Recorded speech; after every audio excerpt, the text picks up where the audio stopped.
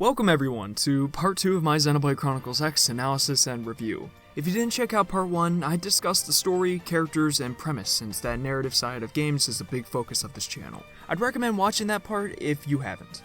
For this part, I'll be discussing X's gameplay mechanics, music, and exploration since that's the real core of X's identity. Although this video will not be talking about the main story, I will be discussing side missions and heart-to-hearts and such, so if you consider those spoilers, then this is your warning right here. Without further ado, let's dive in. With gameplay being the main focus of Xenoblade X, there is a lot to unpackage. At the core of this title is the battle system that utilizes the sci-fi setting to its fullest. Instead of relying on solely melee weapons, auto attacks and arts are split into ranged and melee attacks. The incorporation of 2 auto attacks allows for active participation while waiting for arts to recharge, which makes the combat feel more involved. Just as you freely swap your clothing parts and weapons like in Xenoblade Chronicles, X grants the freedom of utilizing different weapon types as a result of the branch you pursue and whichever class you settle on. Some of the weapon pairs you can choose from include sniper rifles and javelins, Gatling guns and shields, or psycho launchers and photon sabers. Yes, you can use a gun, but it's likely that you will need a bigger gun. Because this world sucks.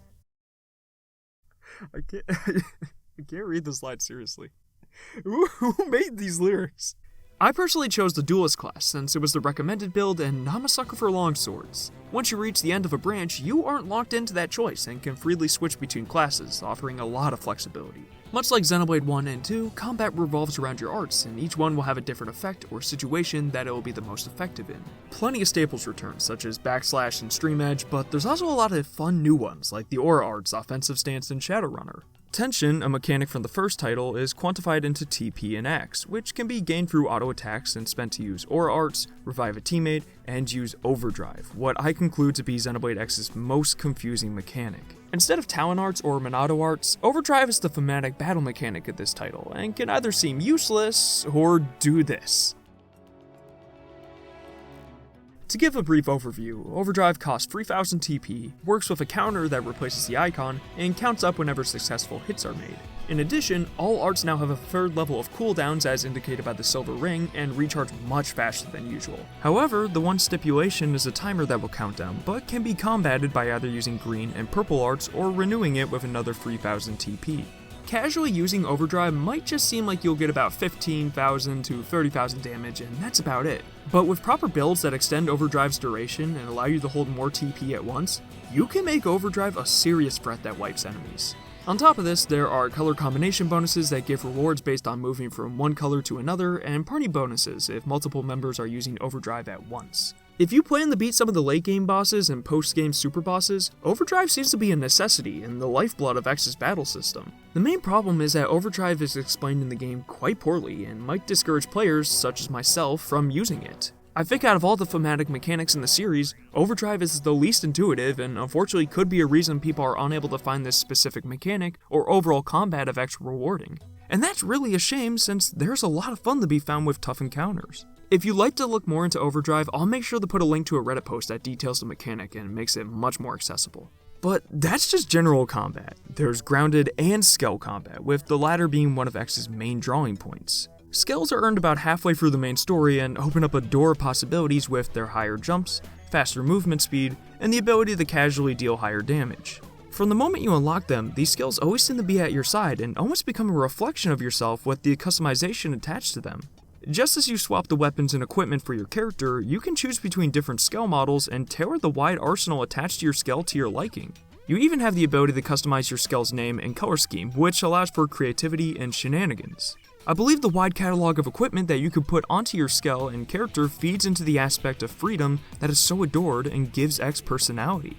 Normally, I don't like to put goofy clothes on my characters since it might ruin the seriousness of a cutscene, but because I saw most of X's story on my first playthrough, I couldn't resist giving Lyn these heart shades, casual jeans, and some weird liquid ocelot arms. But in addition to the character customization and combat, there's planting data probes to gain income and resources, which can then be used to buy gear and level up manufacturers, creating equipment attachments. There are so many aspects to X's gameplay, and I think this large quantity of tools at your disposal paired with the abhorrently small text leads to headaches. But that's besides the point. Xenoblade X is a metropolis of mechanics and features that I feel can be intimidating, but adds up to a game that feels liberating once the player possesses a core understanding of how each part works and plays with one another. Without a doubt, my favorite part of Xenoblade Chronicles X is the world and exploration. The level of movement you have on the ground in Skell is unparalleled by any other Xenoblade title, and as a result it makes roaming the landscapes pure fun. There's plenty of hidden caves and scenic viewpoints to discover, and the views on Mira are breathtaking.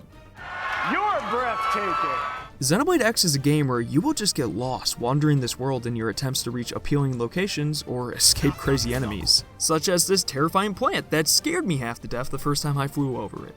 Exploration also provides a sense of building anticipation where you'll be traveling Mira and see incredibly high cliffs in Primordia or a giant ring in Oblivia that you'll really want to check out. Unfortunately, even with your high jump and run speed, it's unlikely you'll reach these peaks no matter how hard you try. After main mission 6, you'll get your Skell and might try to ascend to those locations, but with more failed attempts. This desire to explore these uncharted territories continues to cultivate until you get the flying license after the 9th main mission, and you can finally go wherever you want, whether it's those lofty locations or the middle of Mira's endless oceans. While the Skell and flying license might come a bit later than I'd like, the payoff is wonderful and a good sense of showing your character's progression. Of course, exploration wouldn't be fun without remarkable and unique areas, which X has in spades. Primordia is your typical grassy starting area where environmental changes and layouts are mostly tame. The layout in its entirety is fairly traversable and large, which gives the player a lot of room for early discovery, while retaining some mysteries to be solved once you attain a flying Skell. Noctilum is what I consider to be the most fun area to explore, with its multiple levels, diverse environments, and utilization of the ravenous jungle theme to make traversal engaging. The diversity helps you from losing your way in the jungle and can be seen in the winding tree branches, large flowing waterfalls, and the swampy regions. Just take a look at some of the beautiful views and vantage points in Noctilum, as they're astounding.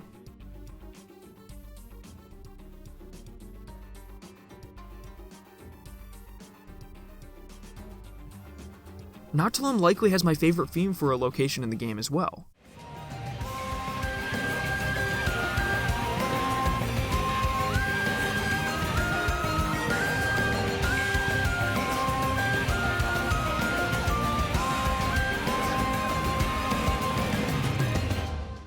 Desert regions are usually my favorite destinations in games, but I'd say Oblivia played it relatively safe. I like the idea of the weather becoming hostile and chipping at your health, the large rings scattered across the land help to create lore and mystery, and the Oasis area bundled with a floating island was a nice find. I could have gone for a giant temple to explore that looks like a honeycomb, but that could just be the Majora's Mask in me. Cauldros feels pretty similar to Oblivia in the sense that they play it safe and honestly feels like something out of a Metroid game with Lower Norfair or the Magmoor Caverns. Last but certainly not least is Sylvalum, which is one of the prettiest areas in the history of Xenoblade. On a normal day, it seems pretty tame, but once everything starts glowing and radiating a shade of magenta, it's stunning. The calming music only helps to accentuate the serene atmosphere and makes Sylvalum an exemplary location.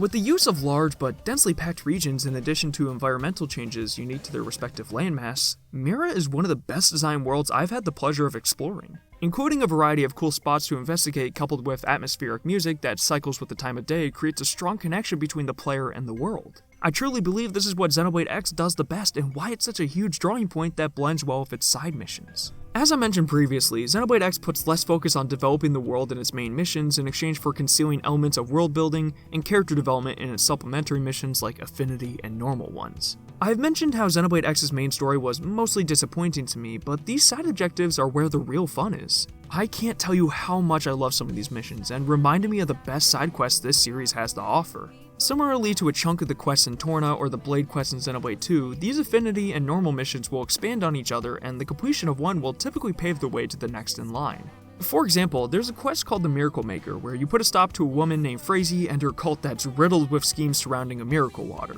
Eventually, you'll have a quest named Rites of Ruin where she goes full insane cultist mode and summons Avatar of God, who turns out to be a Definian in disguise.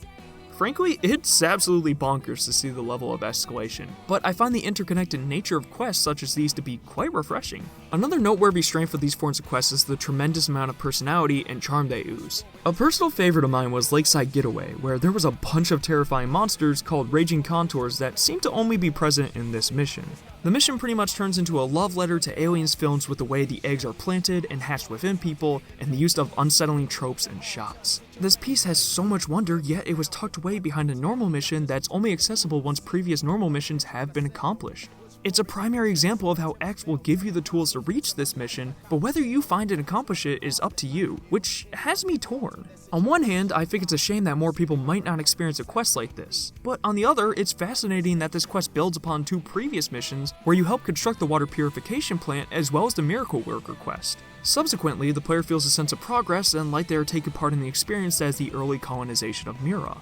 Due to the sheer number of quests and requirements needed to complete them, I was unable to complete all of these missions, but I had a blast with them. They were some of the key components in making my second playthrough much more memorable to me, and if there are other particular quests that you would define as memorable, please let me know. I also wish to briefly discuss this game's humor because these writers and localizers seem self-aware, and it just has me so boggled. There's the running gags like Elle's misunderstanding of human proverbs and sayings, which is cute, as well as Lin wanting to eat Tatsu that I think is chuckle-worthy the first couple times and overstays its welcome with the 30th. And then there's moments that I think are absolutely hilarious, like Lin opening up and getting overly hyped about her Skell fanfictions, DC Douglas voicing HB so I can envision him as Wesker from Resident Evil, and the lyrics of songs like Black Tar. My favorite joke by far is when Secretary Nagi is asking you to join Blade, and every time you reject him, it does a zoom in on his deadpan face before casually moving into the next tactic for pushing you to join. This happens for about 3 other prompts, and it kills me every time. If I had to offer some advice for Xenoblade Chronicles X, it would be to not take it 100% seriously and write off moments as cringe, since a lot of the inclusions seem intentional. Along with focusing on the gameplay and side missions over the main story, this approach to X was what made me appreciate it so much more. Not every joke is going to land, Tatsu, but I'd say that the totality of X's humor is well done. In regards to music, I continuously praise Xenoblade Chronicles 1 and 2 for their excellent and moving soundtracks. So how does X compare? It's pretty good. The soundtrack is done by Hiroyuki Sawano, who is well known for his composition of the Attack on Titan soundtrack, and man do I love me some Attack on Titan music. You can see a lot of parallels between these 2 soundtracks with the use of German lyrics and the strange techno noises that capture the fight of humanity in an unknown world astoundingly well. Theme X is magnificent, and the build-up is so strong that it could stand on its own, yet the payoff when everything comes together and blends the techno, action, and hopeful feelings effects makes for one stupendous song. Uncontrollable is a masterclass in battle themes, and when you hear that opening guitar, you know it's time to book it. The presence of a duet song is very much appreciated, and effortlessly ensnares you in a whirlwind of hype. I find myself humming this particular song the most of X's soundtrack.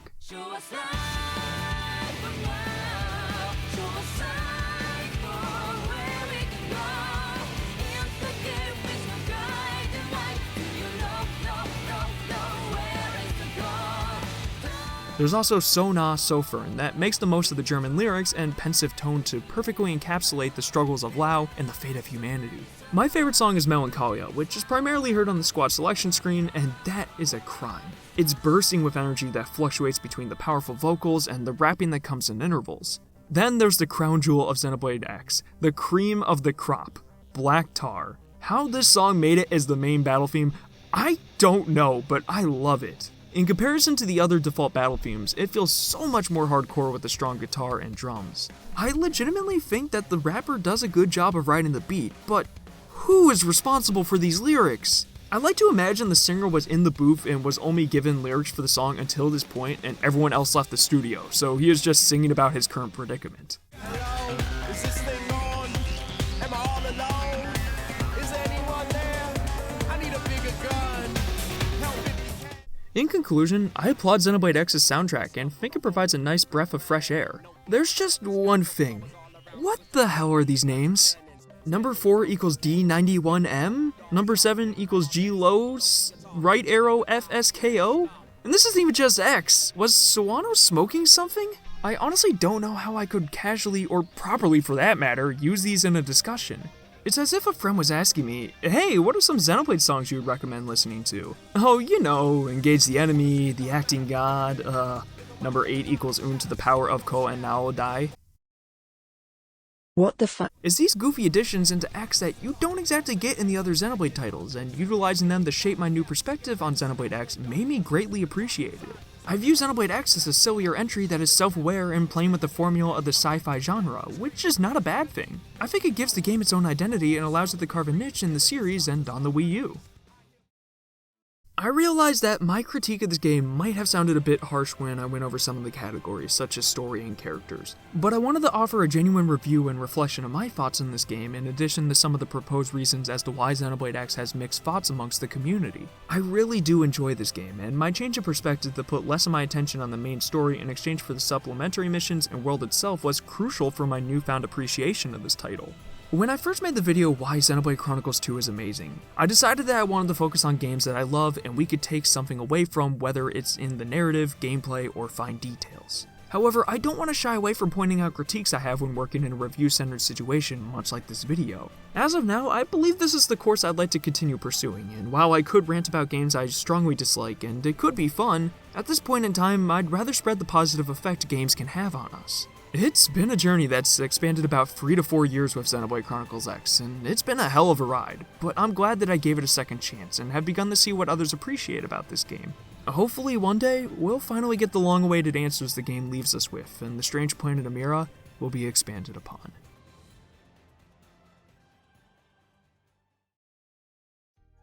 Howdy y'all, I just want to say thank you all for making it to the end of part 2 of my Xenoblade X reflection and review.